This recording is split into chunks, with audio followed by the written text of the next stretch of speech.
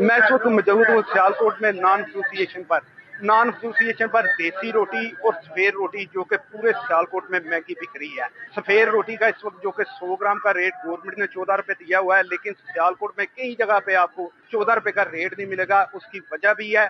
मेरे साथ non association के लोग भी मौजूद हैं, उनसे भी बात करेंगे।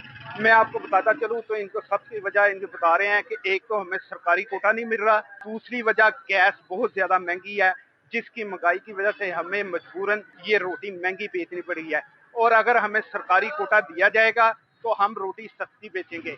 मेरे साथ दुकानदार भी मौजूद हैं, उनसे पूछते हैं, भाईजान सरकारी रेट गवर्नमेंट ने जो ऐलान किया है उसके मुताबिक आप क्यों नहीं बेच रहे? इसलिए बेच रहे कि ना हमें सरकारी आटा मिलता है, ना हमें को कोटा मिलता है। ऊपर से गैस भी इतनी महंगी हो गई है, लेबर भी महंगी है, फिर किराएदार हैं, हमें बहुत तंग करते हैं। तो फिर हम क्या करें भाई, हम घर से तो नहीं ला सकते, मजदूर आदमी है, फिर क्या करें। चाहे तो हमें को गवर्नमेंट को थोड़ा फंड दे, हमें कोई कोटा वगैरह दे तो हम सस्ती करें ना।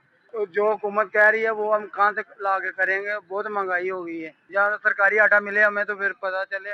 जी नाज़रीन, जैसा कि आपने देखा दुकानदार बता रहे थे कि ये गरीब तंदूरदान की दुकानों पर सील भी की जा रहा है, इनको जुर्माना भी किया जा रहा है, लेकिन फ्लोर मालकों को कोई भी नहीं पूछ रहा, जो मन मर्जी का रेट आटे का लगा रहे हैं, जिसकी वजह से इनको भी परेशानी है। इनका यही कहना है वज़ीर-ए-आला पंजाब इसका फौरी नोटिस ले और हमें सरकारी कोटा मिलना चाहिए आटे का, जिसकी वजह से हम सस्ते दामों में ये रोटी फरोख्त कर सकें। जी।